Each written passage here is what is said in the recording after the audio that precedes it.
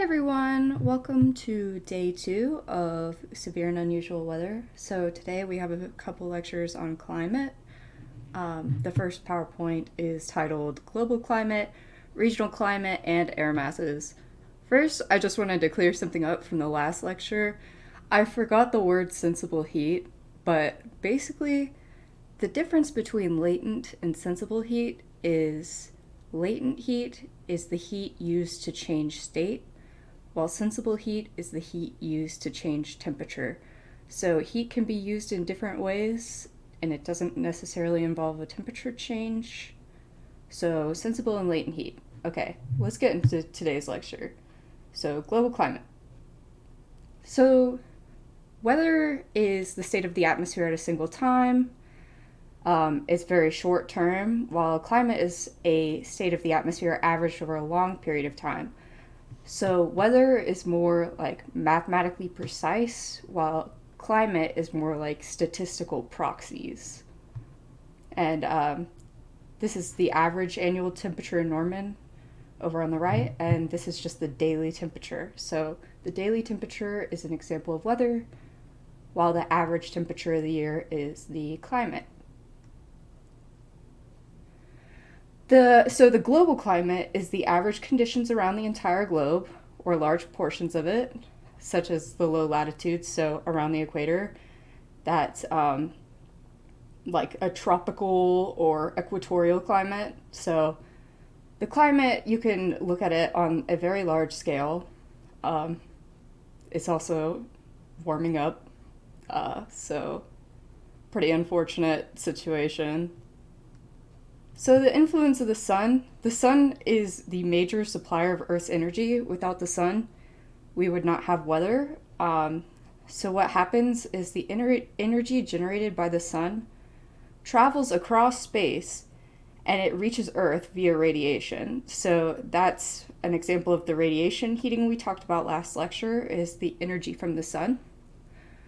So some people think that the atmosphere heats from the air, but the reality is that the atmosphere heats from the ground up. So the radiation reaches Earth, and the properties of the Earth determine how and where this radiation is absorbed, and this produces the global climate. So some of the radiation is reflected back, but a lot of it is absorbed by the surface, and different properties of the surface make it more likely to be absorbed rather than reflected back. So that's how the global climate is produced. There's properties of the Earth that influence the climate. The first one is the sphericity of the Earth. The Earth is not a perfect sphere. It's an oblate spheroid, and it tilts on its axis, which is the second point. So when the Earth is tilted towards the sun, that is the summer season, and when it's tilted away, that is the winter season, and the tilt is responsible for the season. The orbit of the Earth, which the Earth's orbit doesn't matter as much. It matters kind of for like longer term climate cycles, but it's the distance from the sun doesn't really impact the weather that much, but the shape of Earth's orbit goes from an ellipse shape into a circular shape over very long periods of time. And also the rotation of the Earth impacts the weather from day and night. So the distribution of water and land is important, but it contributes to the regional climate, and we'll talk about that later. Okay. So the first properties of Earth we'll talk about is sphericity. So because the Earth is a sphere, the radiation hits Earth unevenly. If you think of the Earth as like a sphere, the point that like kind of sticks out and gets the most sunlight year round is the equator. Like it's always getting some pretty good radiation on it. But at the poles, the light kind of has to travel around, and when it's tilted away, you don't get that direct sunlight. So the shape of the Earth impacts the amount of radiation it gets. And as a result, the equator experiences the most warming and the poles experience the least warming. The sphericity of the Earth is the main reason why the equator is the warmest part of the Earth and the poles are the coldest. And this is a major controller of Earth's temperature. It also is a creator of weather because you have different types of air masses with different properties hitting each other, some from the poles and some from the equator, and it creates imbalances. So this explains why heat must be redistributed around the Earth, but it doesn't really explain the seasons. It just explains like the temperature changes as you go up in latitude. So here's the mean temperatures on the Earth from 1951 to 1980. So this is a climate diagram, and sorry, I don't know why this thing is like covering it up, but you kind of get the picture. Like this area around here is like the warmest around the equator because it's receiving the most sunlight, and you can see that like the coldest is in the Antarctic region. Up in regions of like Greenland and stuff are extremely cold. And then in the mid-latitudes, you get some of the medium temperatures, so to speak. So let's talk about tilt and orbit. So the line between the north and south poles is called the axis of rotation. So the Earth rotates counterclockwise. If you're looking down at the North Pole, it looks like it's rotating counterclockwise. But it's not. It's tilted. It's not straight up and down. Like the Earth has a tilt, and it's okay. The slide says it's always tilted 23.5 degrees from the vertical. This is a little misleading because the tilt of the Earth changes over long periods of time. It has like cycles, but right now it's around 23.5 degrees, and that's in line where the tropics are, like the Tropic of Capricorn and the Tropic of Cancer. They're in line with this Earth's tilt. So right now, and for quite a bit of a period of time, it will be 23.5 degrees, but eventually it can change. So the line appears to change tilt because the planet orbits around the sun. So, the tilt changes relative to the sun. So you can imagine the Earth is going around and it's tilted and it just stays tilted, but it's like located in different regions to the sun. So like at one part of the year, the top is tilted closer to the sun, and the other part, the bottom is tilted closer, and that coincides with summer and winter. So the tilt of the Earth is what makes the seasons. That's the most important thing you can get from this. So, tilt and orbit combined, we'll talk about that. So the winter solstice for the northern hemisphere, the South Pole is tilted 23.5 degrees towards the sun, and the North Pole is tilted 23.5 degrees away from the sun. So it usually falls between December 20th and 22nd. And that is where the sunlight hits the top of its peak. It hits the Tropic of Capricorn. That's where the end of the tropics are. And then the southern hemisphere experiences more direct sunlight than the northern hemisphere. That's because it's the southern hemisphere's summer, and it's the longest day in the southern hemisphere. And it's the shortest day in the northern hemisphere. So, yeah, so the seasons in the northern and southern hemisphere are opposite.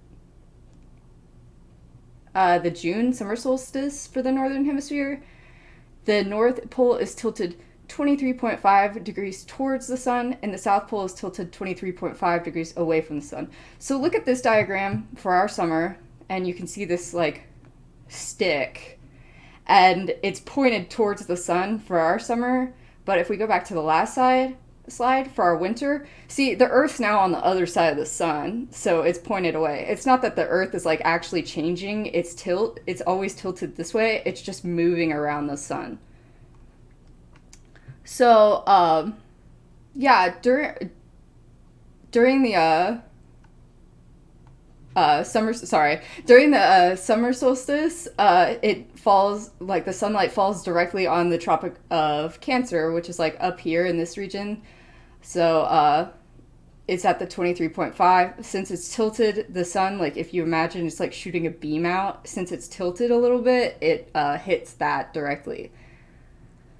So, in this season, in the summer, the northern hemisphere experiences more direct sunlight than the southern hemisphere, and that's why the temperature is warmer and the temperature is cooler in the southern hemisphere during their winter and our summer. So, the spring and autumnal equinoxes is where the Earth appears upright relative to the sun. So, it kind of happens like in between the two equinoxes. Like the Earth looks like it's upright. It's not actually perfectly upright, but it just appears that way because it's at the halfway point between tilts. So, like it's in March and September between the 20th and the 22nd. So the sunlight falls directly on the equator, and each hemisphere receives the same amount of sunlight, and so the day is the same length. And there's a video link, so if this is kind of like confusing to you, you can feel free to click on the link and watch the video. I think that the video helps make a lot of sense of it. So together, the Earth's tilt and orbit are responsible for our seasons. I would say mostly the tilt. And the orbit is, well, I guess the orbit makes the tilt move in different directions, so they are both important.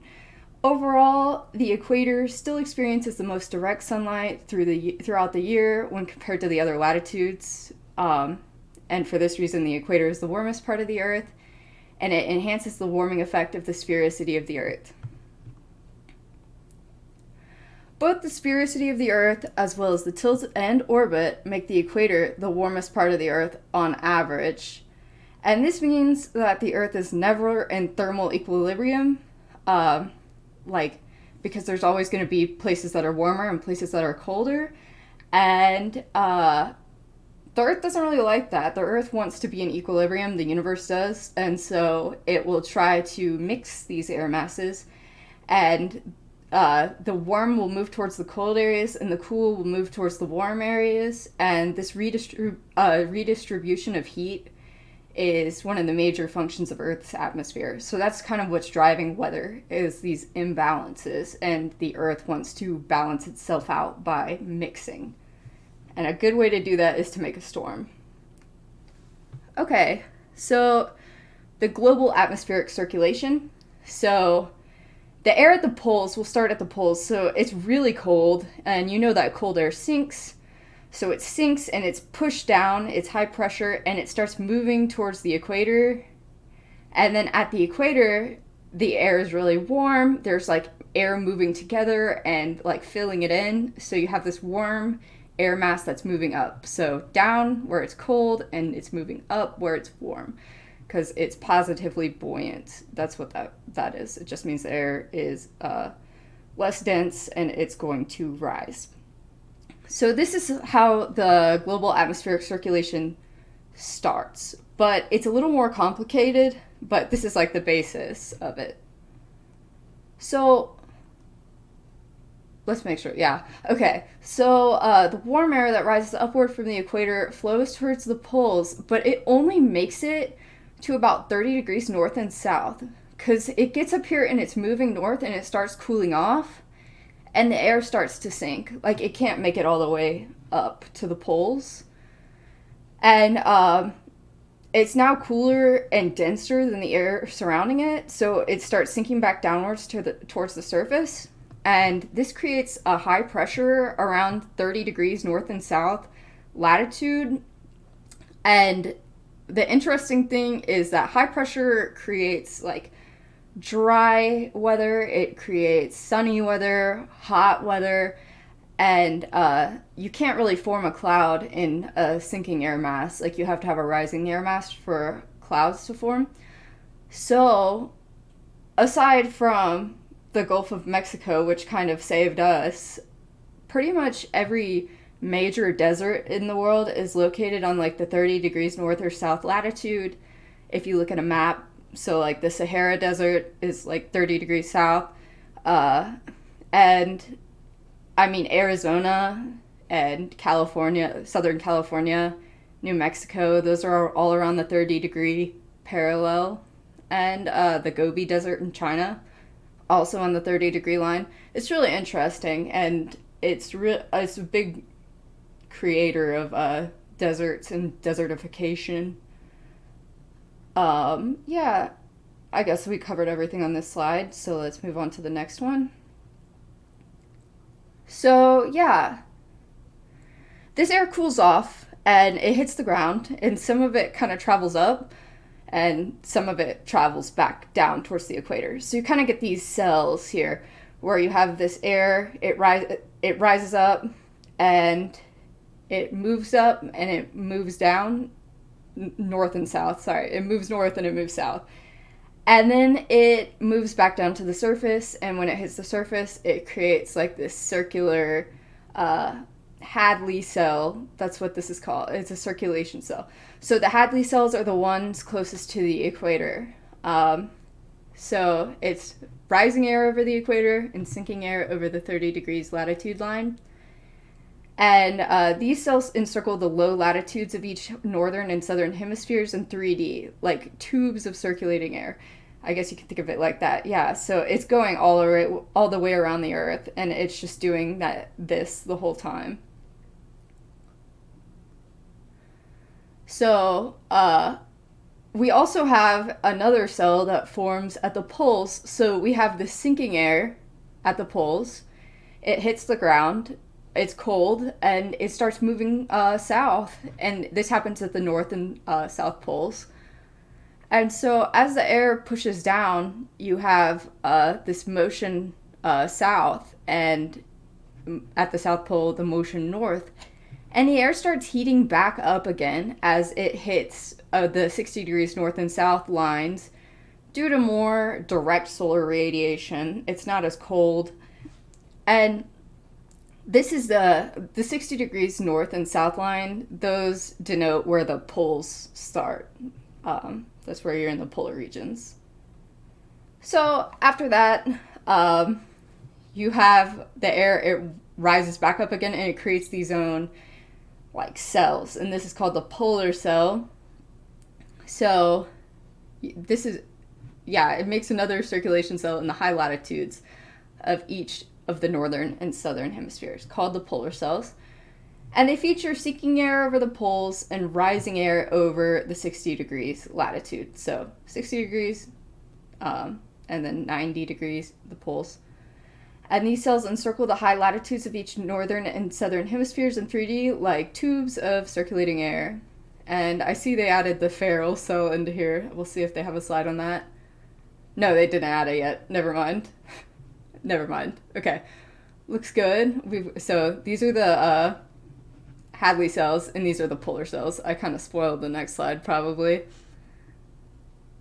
Maybe not. Okay. Both the Hadley cells and the polar cells are thermally direct, so that means they feature rising warm air and sinking cold air, which makes sense. Sometimes you have things in the atmosphere that are thermally indirect, where like cold air rises due to like a forced motion, but this is not the case in this. This is a thermally direct situation, so the warm air rises and the cold air sinks. So if you think where it's warmer and where it's colder on the Hadley cell and the thermal cell, or the polar cell, you'll be able to figure out pretty easily where the air is rising and sinking. So it's sinking where it's colder and it's rising where it's warmer. So this is what we would expect, since warm air is more buoyant, more likely to rise, and cold air is less buoyant, more likely to sink. Furthermore, another cell forms in the mid-latitudes between the Hadley and the polar cells. Okay, see, it kind of looks like a flower. It's these ones right here. So these are just this is called the Ferrel cell, and they're kind of like quasi cells. Like they only form because you have the Hadley cell and the polar cell interacting, and so you have like this thermally indirect circulation. So they exist due to the mixing of the air between the Hadley and the polar cells. So the Ferrel cells are thermally indirect, the warm air sinks and the cold air rises, and it features sinking air over 30 degrees latitude and rising air over the 60 degrees latitude. And so remember, we had this rising air because it's warmer than the poles. These are literally created by these two cells that are doing their own thing, and it's just mimicking the motion, even though the cell is indirect. So it seems counterintuitive, but it's just working off of the other two cells. So you have this rising motion here because it's warmer than here than it is at the poles. It's warmer at 60 degrees than it is at the pole. So you also have rising motion right here, but some of it is going to hit the top and it's going to move towards the pole, and some of it's going to move this way. And as it goes in lower latitudes, more towards the equator, it's going to warm up. But you also have sinking air from the Hadley cell that's going to push it down. So it doesn't make sense like thermally, but it makes sense if you think of it more dynamically and how these air masses are impacting each other. So yes, sinking air over 30 degrees latitude and rising over 60 degrees latitude. So it's always rising at 60 degrees, it's always sinking at 30 degrees. And these cells encircle the mid-latitudes of each the northern and the southern hemispheres in 3-dimension, like tubes of circulating air. So you can just imagine that all of these are tubes that run across the Earth, and yeah. Very nice. So thus, each of the northern and southern hemispheres have 3 circulation cells. The Hadley cell, which is near the equator, the Ferrel cell, which is in between the polar cell and the Hadley cell, and then the polar cell, which is from 60 to 90 degrees. And these make up global atmospheric circulation. And unfortunately, it gets more complicated. I know it's a lot. I'm not going to blow your mind on the test. I'm sure you've learned about this in Weather and Climate, but just like a review if you haven't learned this before, if you need to freshen up, these cells are kind of important for thinking about the weather and why certain weather happens at certain places. So these cells of circulating air are tubes of rising and sinking air that encircle the Earth around different latitude bands. I think they made that very clear in the slides. So each hemisphere has 3 tubes of air.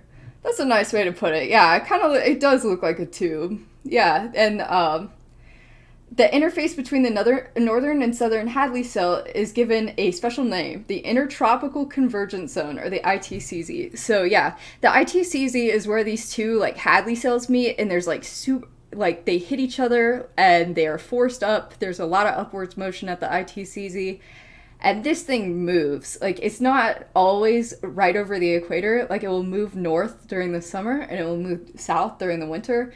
And it really gets it raining. That's why you have the tropical rainforest in the Amazon. It's the ITCZ moves over it, and it's just a storm generator. It can just dump so much rain. The global atmospheric circulation is the result of the atmosphere's attempt to establish thermal equilibrium via the movement of the air, i.e. wind. True. So it's too hot at the equator, so it moves north. It's too cold at the poles, so it moves south. That's it, in whole, that's basically all it is. But because the temperature of the circulating air changes within each circulation cell due to a change in the amount of direct solar radiation, thermal equilibrium is never achieved. So, long story short, there's a daytime and a nighttime, and there's a summer and a winter, and you're never going to achieve equilibrium on this Earth until the sun blows up into a massive, red giant, and then the Earth is swallowed up into the sun. Then maybe you'll reach an equilibrium. Maybe not. But, yeah, on a lighter note, it's kind of a good thing that we don't reach equilibrium because it creates the water cycle and it creates all of our weather. Yeah, so a quick review. I'll let you guys go through this. You can pause, look at the slide. I think we've kind of drilled this one in. But yeah, Hadley cell at the equator, Faro cell in the mid-latitudes, and polar cell at the poles. What about the surface winds from the diagram on the left? So, Hadley cell. So, we're looking at the surface. So, ignore what's going up top. We're just going to cut it off and look at the bottom. So, at the surface, the winds flow towards the equator in the low latitudes. So, it's moving this way towards the equator. And then once it gets up top, it will move away from the equator. In the Faro cell, the winds flow towards the poles in the Faro cell. So, you can think of it like you've got the sinking motion going on right here, and it hits the ground and it spreads out. It spreads out. There's surface divergence. And then between the polar cell and the Faro cell, you have this motion that's upwards. There's surface convergence around the 60 degrees line. And so the air is moving away from the poles towards the 60 degrees line. And it's moving away from the mid-latitudes up towards the poles. So they meet like right in the middle. So just... yeah, it's not too bad. Unfortunately, it's not that easy because the Earth is rotating, which I really wish the Earth was flat. Like, every day in class, I wish the Earth was flat and not rotating. But unfortunately, I don't think the Earth is flat, and because of that, it adds a bit of complexity into this whole situation because we're on a rotating reference frame, and so things move at different speeds. So the Earth's rotation affects how the surface winds blow within these three cells. Great, okay, so here's the atmospheric circulation. So the Earth has west to east rotation. So this is kind of a really basic explanation. Okay, so you have this like rotating Earth, right? So it's rotating like this. Yeah, it's rotating this way. And then, like, what happens is at the equator, like, you've got this huge distance that you have to travel at the equator. Like, the air has to move really fast to get all the way around its daily orbit, while if you're standing on the pole, you only really have to rotate around once, and you don't have to move that much at all. So the air at the equator is literally moving faster than the air at the poles. So when the air moves north or south, since it's moving faster, it's gonna tilt, like it's gonna be faster. It's moving faster than the air above it. So this air is moving slower. It has a slower angular velocity. So it's just gonna look like it's curving to the right, and that's just because the air has to move faster around the equator, and it has to it just moves up. And here's the video if you don't get it. Provided. It took me a really long time and a lot of YouTube videos to understand the Coriolis effect, but basically you can sum it up as the air has to curve because the equator is moving faster than the poles. Great, okay. Note that the Coriolis force only causes a change in wind direction, and it does not change the wind speed. That's very true. And the Coriolis force is dependent on wind speed. So the faster your wind is going, the stronger your Coriolis force is going to be. So it can't create wind, it just turns the wind. And it turns the wind to the right in the northern hemisphere relative to motion. So if you were like moving in a line, you would turn to the right relative to your motion. So like sometimes if I have to calculate the Coriolis force, I will just like point towards the direction and then I will turn it relative to the direction. I will turn it right. And in the southern hemisphere, it turns left. And you can get this pretty easily with some practice. Just know that it turns right relative to motion in the north, left relative to motion in the south. And the Coriolis force is strongest at the poles and zero at the equator. That's because at the equator, like we were talking about in the last slide, the air is moving fastest at the equator. It can't speed, it's not faster than any of the other air. But as you move the air towards the poles, the air is going faster than the air it's moving into, so it will like speed up. Like it's literally moving north and it's speeding up. And ahead of the rest of the air that's also moving with it. And it's speeding up. And if it moves back towards the equator, this air is moving slower, so it will slow down. It's going to slow down, and it's going to slow down. So it's deflecting to the right relative to motion here. I know it looks like it's going left, but it's moving to the right if you think about the direction that the arrow is pointing. Like if you were to turn this Earth upside down, it looks like it's moving right. Oh, this lie. Okay, draining fluids like air spin counterclockwise in the northern hemisphere and clockwise in the southern hemisphere. This applies to large-scale, long-lasting fluid motion like the global atmospheric circulation. This does not apply to small things like toilets. Yeah, if your toilet spins a different way in the southern hemisphere, it was built to spin that way. This is not the Coriolis force at work. I had a class, I think it was Dynamics 1, or something like that. I don't know. We calculated that in order for the Coriolis force to work in a toilet, you would have to flush a toilet at the speed of sound, which would literally be insane. It's because Coriolis is based on speed and size. So, yeah, you need a large-scale, long-lasting fluid motion, like the ones in the atmosphere, to create this Coriolis effect. It's not like a bathtub type effect. Unless your bathtub drains super fast. So how does this apply to the atmospheric circulation? It makes it look crazy and kind of annoying, but you figure it out. It's not too bad. So the equatorward in the low latitudes, it's going to deflect it to the right relative to motion. So we saw on the last slide, it's going to go meh, meh, and then polewards in the mid latitudes. So just go to the right towards relative motion, and in the southern hemisphere, you're going to go to the left of relative motion, and then at the poles, the left in the southern hemisphere, and to the right, wait, I messed that up, to the right in the northern hemisphere, and to the left. Let's just look at the slide. Let's ignore that. Okay. Strike that. Okay. I have to think about these problems for a minute. I'm bad at directions.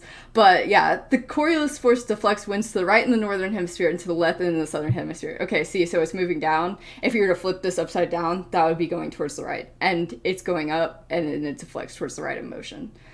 So to the right, and then to the left in the southern hemisphere. Yeah, so it makes things really complicated and kind of fun for weather-wise. This creates bands of easterly, which easterly means it's coming from the east. It's blowing from east to west. And then westerly, which means it's blowing from west to east, winds. So these bands of winds are part of the global atmospheric circulation, and they have special names. True.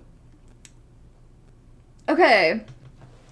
So the polar easterlies, yeah, they're coming from the east, they're blowing west, and where these two meet, the westerlies and the easterlies, you get like a interesting weather events, because you get these different types of things hitting each other, these different types of air masses. Trade winds, this is the surface winds in the low latitudes. They're also called the horse latitudes because the winds are really weak. And when they tried to sail using the trade winds or whatever, they would have to throw their horses off the boat. Actually, the horse latitudes are between the westerlies and the trade winds. They're like the 30 degrees. Horse latitudes, 30 degrees. They had to throw their horses off the boat, though, to make them go fast. Kind of interesting. Don't worry too much about this, but yeah. Yeah, so now we have a full picture of the global atmospheric circulation. Boundaries between the cells have different names. So between the Hadley cells at the equator, we talked about this. This is an intertropical convergence zone, so it's rising motion there. Between the Hadley and the Ferrel cells, this is the horse latitude, so this is where you get this sinking motion. It's right here, sorry. This sinking motion, and because of that, there's not much weather. It's a lot of desert and not a lot of wind, so you have to drop your horses off the boat. And then between the Ferrel and the polar cells, you get this polar front, and that kind of creates a lot of weather in the United States. It's also known as the jet stream.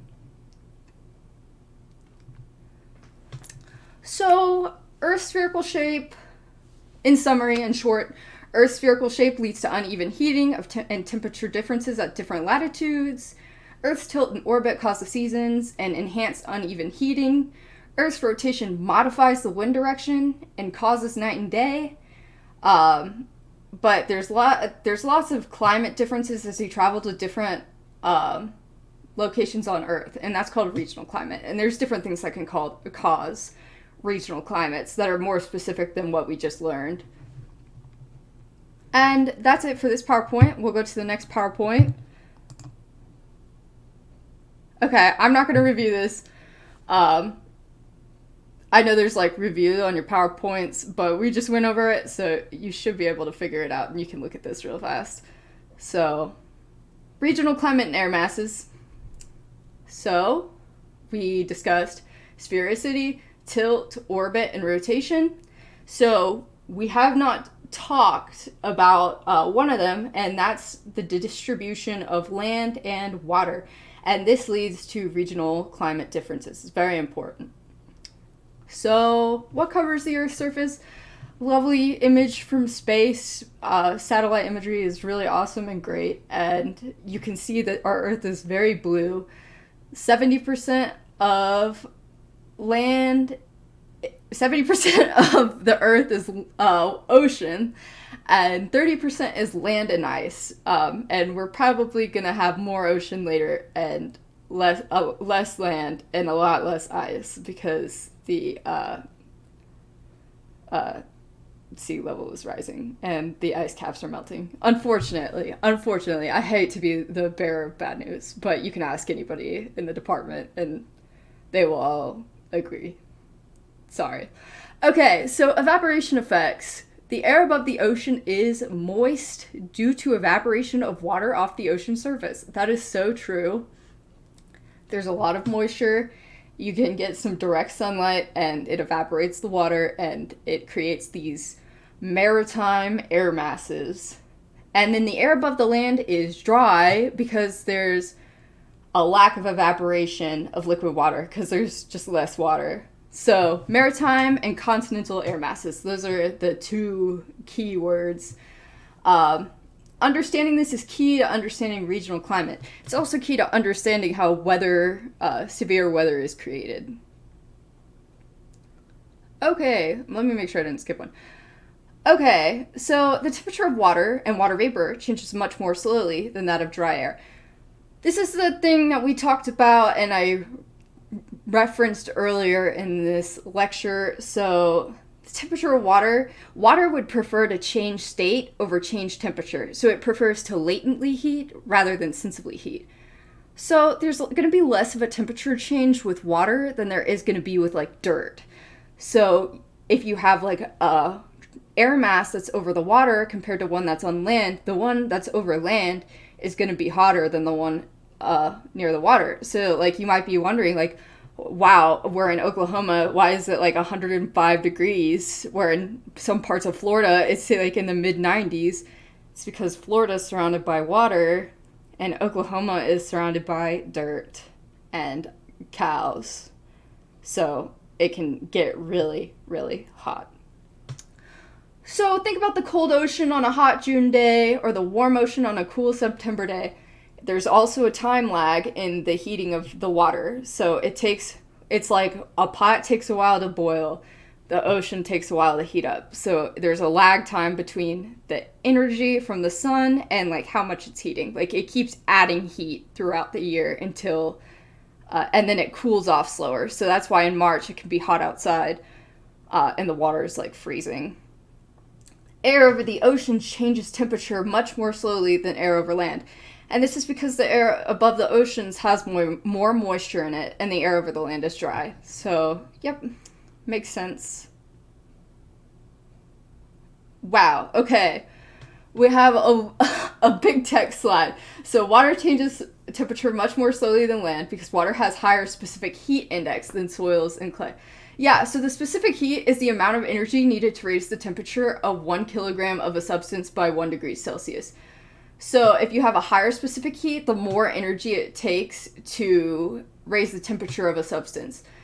And this is due to properties like the latent heating, because water is going to take more energy to change state than like dry soil. So water, it takes 4,182 joules of energy. So it's like the same thing as a calorie, kind of like it's just an energy unit. 4,182 joules to heat it up one kilogram up 1 degree Celsius. Whereas dry soil, it only takes 800 joules to heat up a kilogram of it by 1 degree Celsius. And in clay, it's kind of got more moisture in it, so it's going to take a little bit more. So what does this mean? It takes 5 times more energy to raise the temperature of water by 1 degree Celsius than it takes to raise the temperature of dry soil 1 degree Celsius. And, similar to clay. So the same thing happens when you add water vapor to the air. It changes the specific heat of the air, so it's harder to heat up humid air. So moist air takes 25 joules per kilogram per Celsius, and dry air 1,005 joules per kilogram degree Celsius. Yeah, so that's the specific heat. So it takes 3 times more energy to raise the temperature of moist air than dry air. So that's why the temperature in Oklahoma is hot, because it's super dry. And because of the difference in specific heat index, moist air changes temperature less rapidly than dry air. This difference creates different regional climates in coastal, which is more moist areas, compared to landlocked, drier areas. Yeah, makes sense. So here's some mountains. So this is like average annual temperature in Bismarck, North Dakota. I've never been to North Dakota, but it seems pretty temperate to me. That's pretty nice to have an average high temperature of 82. I could not imagine. So this area is landlocked. It's not near any bodies of water, and you can see that it has like the highs and lows. They're kind of spread out a little bit. I'm sure that they will show us something else in the next slide. Oh, okay. So this is Seattle. So the temperature doesn't get up as high in Seattle, and it also doesn't deviate as much. This is not really showing the clear difference here. The difference between 4 degrees and 23 degrees is pretty extreme compared to 47 and 39. But yeah, so it doesn't get as cold in Seattle. And the temperature range isn't as large. Look at the temperature range. The high temperature range, in comparison, 23 to 82, that's 59 degrees difference. But in Seattle, it only gets up to 72, and it only gets down to, 39. Yeah, it gets down to 47, sorry. So that's 26 degrees. So the temperature doesn't change as quickly because Seattle has a lot of water in the air. And so even though they have similar solar radiation, they're in similar places in the United States, they have different climates because Seattle is a moist maritime air mass and Bismarck is a dry continental air mass. So yeah, here is a map of the different types. So we have, this is down here, this is the temperature characteristics, and up here is the moisture characteristics. So you add these two together, so you have continental or maritime, and then you'll have something at the end. So M, maritime, moist, C, continental, dry. And then the second letter, A, Arctic, which is very cold. AA, Antarctic, which is arguably even colder. P, polar, which is cold, and we get those here. That's when we get our cold fronts. It's cold polar air mass. T, tropical, which is warm air mass. And then E, equatorial, which is very warm. And the equatorial means like around the equator. So let's just look at the United States really fast and this interesting setup that we get. So over Canada, this is over parts of where the poles start, like around the 60-degree line. And so you get this air, and it's cold Arctic and cold polar air. And it's continental polar. Not cold, sorry. Continental polar and continental Antarctic. So these are like dry air masses. And then here in Oklahoma, Four Corners region, you get this continental tropical air. So that's like the desert air. So we have a dry, cold air mass up here. And then we have a dry, warm air mass right here. And then we have the beautiful Gulf of Mexico providing this really nice maritime tropical air mass. So these three air masses interact with each other, and they create some of the most interesting weather in the world. And that's why we are very lucky to live in the United States, where you can go outside and see a tornado. So, yeah, regional climate, they're horizontally large. So they're thousands of kilometers across, but they are influenced by the ground processes, so they're vertically shallow. They're only 1 or 2 kilometers deep at most. Once you get up to space and stuff, this stuff doesn't really matter. There are very similar temperature and moisture characteristics everywhere throughout them. So an air mass is like a pocket of air, a blob of air, and everything inside the air mass is very similar in nature. The air masses differ from each other, but within the air mass, things are pretty similar. So, the regional climate, the land or water surface below the air mass is called the source region. So, that makes sense. There's just the source of the air mass. So, they give their air masses the temperature and moisture characteristics. So they have similar temperature and moisture characteristics to their source regions. So these air masses can move, and they can go to places with not similar air masses. And they're very dynamic, and that's how we get fronts and stuff like that. But there is a source region, and as it moves away from its source region, it starts taking on the characteristics of other air masses. So like, for instance, when this I keep calling it cold polar. This continental polar air mass moves down towards us and gives us a front and gives us a bunch of storms. It's starting to mix in with this continental tropical and maritime tropical air from the Gulf and from the desert, and we see that the air mass stops being as cold. But new ones are generated from the source region. So it's generated from the source, and then it advects away from the source.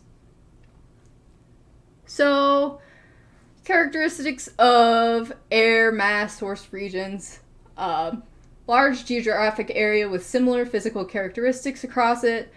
Flat topography. I didn't know that, but yeah, I guess the source regions come from like flatter areas.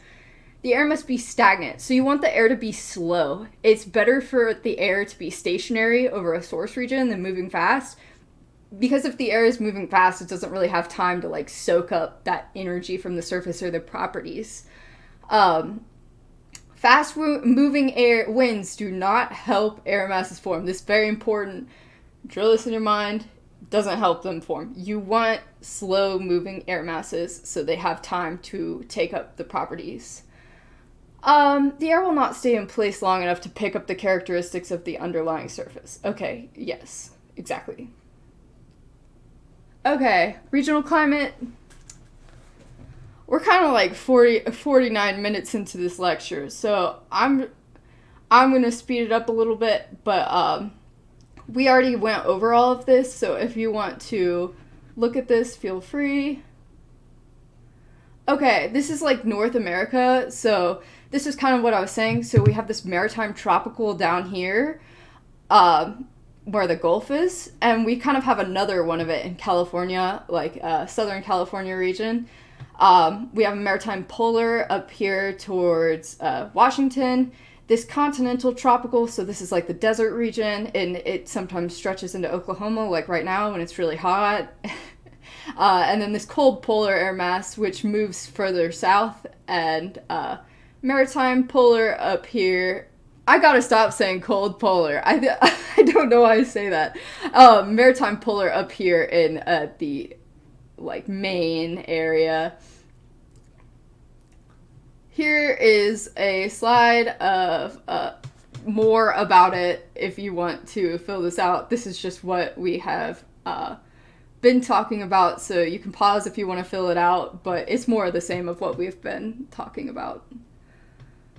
Okay, yeah, so hot and dry in the desert here, cool and moist in the Pacific Northwest, hot and moist along the Gulf Coast, and cold and dry in the northern plains. So yeah, more of what we've been talking about.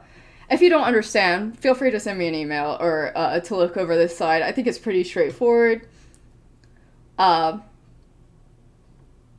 Yeah, okay, we don't have to do this.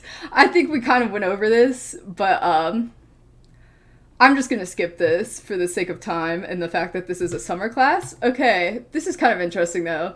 There was a cold spell in Miami on January 22nd, and the wind chills got down to the mid-20s. And typically the low only gets to 63 degrees Fahrenheit, so yeah, they warned the National Weather Service of Miami had a forecast of falling iguanas. And that poor guy, man, I hope he didn't fall too far. So, yeah. That's pretty interesting. Very good. Okay, that's all. All the information I've presented right now is all you'll need to know for your quiz, but if you want to go back and review that, like, feel free. And then we will go into the last PowerPoint for the day. Yeah, so same as what we just did, and then we're going to talk a little bit about atmospheric moisture for our last PowerPoint. So this is what we talked about this already. The phases: gas, which is water vapor; liquid, which is liquid water; and solid, which is ice. Water is the only natural substance on Earth that is found in all three phases. We talked about this. Yeah, so let's go into a bit about the distribution.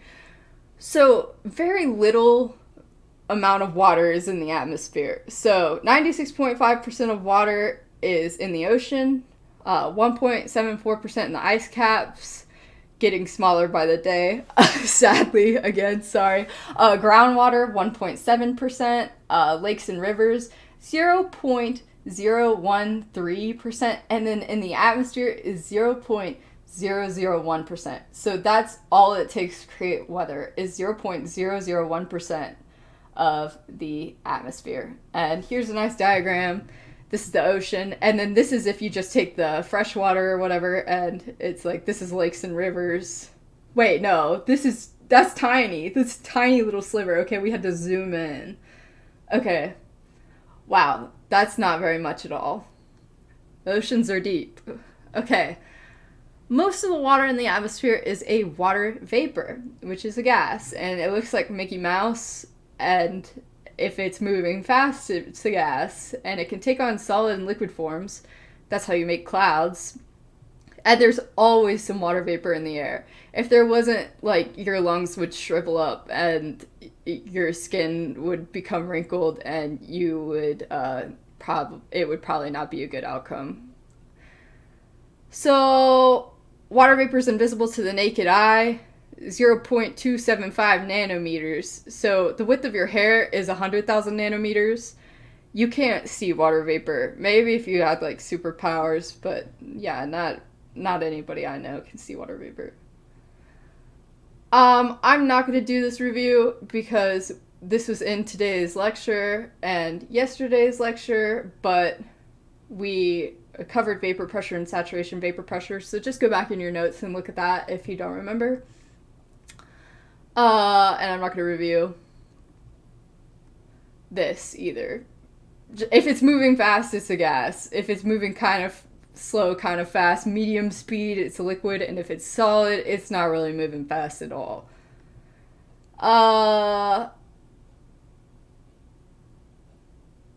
Okay, let me see if we know this. Okay, yeah. Water. Okay, I think we need to talk about this. So, water does not change phase just at 32 degrees Fahrenheit and 212 degrees Fahrenheit. They are constantly changing phase, even at in between temperatures. And the particular phase that wins out, quote unquote, it depends on the temperature. So I had a professor that kind of compared this, like, if you pour water out on your desk, it's gonna evaporate.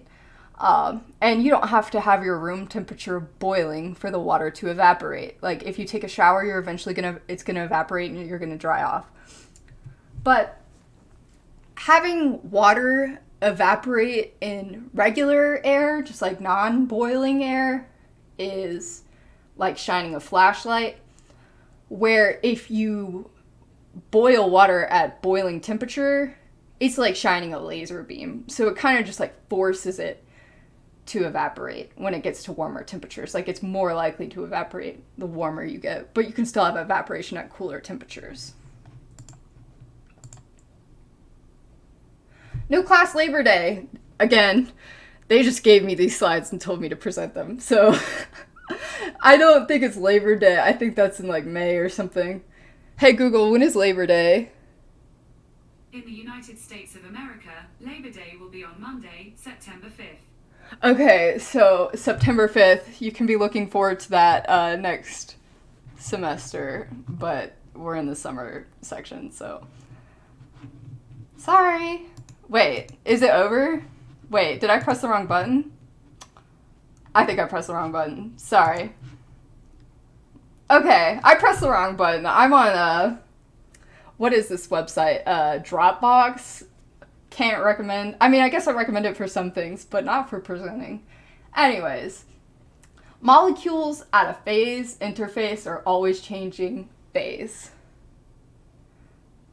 For example, a lake. So I guess a phase interface interface, that's hard to say. Phase interface. So it's like when you have two different phases that are touching each other. So like when you have like ice cubes inside a glass of liquid water, or you have a lake and there's like water vapor on top of it. The molecules are going to evaporate and some are going to condense. And the rate of phase change is the most important factor. So if water is condensing and evaporating at the same rate, the net amount of liquid water and water vapor does not change. But if more water is evaporating than condensing, the net amount of water vapor increases and liquid water decreases. So that's supersaturation. And then if you have more water condensing than evaporating, the net amount of liquid water increases and the water vapor decreases. So that's subsaturation. And then the first one is saturation. So they're equal. This principle applies to other examples. Water pooled on top of an ice cube or a near boiling pot of water. That is so true. Okay, more of these diagrams. So this is the same thing, kind of as we were looking at before, but a little different. So the rate of evaporation greater than the rate of condensation. So remember evaporation, so more are turning into a gas than are turning into a liquid. That means if you have more evaporation, you're going to have a net evaporation. So you're going to increase the amount of water vapor, decrease in liquid water. So that's more water is changing into a gas. When they're equal, you don't have a net phase change. Like, there's not more water becoming gas or more gas becoming water. So it just like stays equal. And then if the rate of evaporation is less than the rate of condensation, you have net condensation. There's an increase in liquid water and a decrease in water vapor. So like when you have a cold glass of water, you're going to have more condensation events than evaporation events. So like it's going to create like a wet outside of your cup because there's net condensation. Great. Okay, crown condensation nuclei. I don't know why these kind of freak me out, but this is how all droplets form. I think I've just like heard horror stories. Maybe we'll get there about different types of cloud condensation nuclei, but yeah. So you get this little tiny particle. It can be like a pollen grain, a piece of dust. I guess I'll just say it. Like there was a hail storm in Kansas that one of my professors at Mississippi State went and they cut open the hailstones and there were mosquitoes inside of them. So a whole bunch of different things can become cloud condensation nuclei. Microplastics probably, I don't know, everybody talks about those nowadays, so I bet. So, yeah, concentration, 100 to 1,000 per meter cubed of air. So they're just like little dust up in the air. They can be solid or liquid, supposedly. I thought that they were solid. It's kind of throwing me that there could be liquid ones, but, you know, I'm going to say mostly solid, possibly liquid. Like, maybe like sea spray could be liquid. Okay, they're tiny. 1,000 nanometers, which is 1 micron, which is 1 times 10 to the negative 6 meters. It's very small. You can't see it.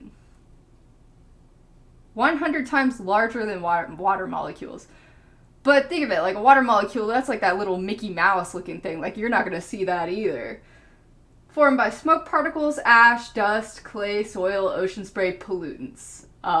Yeah, so like acid rain, that's when you have like a lot of like nasty stuff getting up in your water. You know, it's rain isn't all. Don't always stick like don't stick your tongue out and catch the rain on your mouth in Houston, Texas. Like that's what I think. I could be wrong. Okay, CCN serve as surfaces that the water molecules can condense onto. So water has to condense onto something. It can't. My cat's meowing. It can't just like spontaneously condense onto itself. Like it has to have an object to condense onto. So since they're really large, you can think of them as flat compared to water molecules. Yeah, like it's like looking at the Earth next to the surface of the sun. Like, yeah, it's round, but if you really like zoom in, it kind of looks like it's flat. So the water molecule just thinks it's condensing onto a flat surface. If it was actually to scale, I guess it would be very different. Yeah, okay, it would be very different. It would be huge. Okay. Yeah, that looks good. That looks about right. The air is full of tiny particles called CCN, like we said. We already said all this. Is this... I guess they repeated it. So, yeah, that's just a place where they condense onto. But yeah, look, it looks like a straight line. It's a great diagram. I couldn't have thought of that myself. That looks really good. Okay. Let's see. So, typical conditions. Okay, so to get the condensation going, the air is warm and dry. No, this is not to get the condensation going. Okay, so if the air is warm and dry, there's more evaporation off the CCN than condensation because it's dry outside. Like the water's going to want to evaporate. So there's no droplet formation. So yeah, down arrow, this is condensation. These are evaporation events, more evaporating. So there's not going to be any droplets forming. Such as outside for the past several weeks when it's been warm and dry and there's been no droplet formation and it is hot and I really want it to rain. But if the air cools down, suddenly, you know, like when you cool something down, you start increasing that condensation rate and you also decrease the evaporation rate. Even in this case, the evaporation rate, the upwards arrows, is more than the condensation rate, so the droplet is not going to form. You want to get it saturated or supersaturated for droplet formation. So that means that there are more down arrows or they're equal. Usually you want supersaturation for droplet formation. Okay, great. If the air cools down enough, the evaporation Oh, okay. Never mind. It has to be super saturated, not just saturated. Like, there has to be more down than up. So if the evaporation rate is equal to the condensation rate, the air is saturated, but there's still no droplet formation because it's staying the same. Like, you have the same amount of up and down, so it's not going to grow any bigger. You have the same amount of evaporation as condensation. You want more condensation because if you have more condensation events, it's going to let the droplet grow in size. Spoiler, yeah. So if the evaporation rate is less than the condensation rate, the air is supersaturated. So above 100% relative humidity. Just a little bit, just a touch, but it is. There can be droplet formation and cloud formation. So you just want more condensation events than evaporation events for a droplet to form. Wow, okay, I think that's the end. So if you have any questions, feel free to shoot me an email, send me a message on Canvas. Let me make sure we don't have anything else for this. I think we're done for today. Thanks for sticking in there with me, and I will see you for tomorrow's lecture. And don't forget that you have a quiz that will open up on Monday. So this is a 5-day-a-week course, but I'm going to give you the weekend to look over some stuff if you need a couple extra days. So it'll open on Monday. I think it closes on Wednesday, but double check the syllabus. Okay, see y'all in tomorrow's lecture.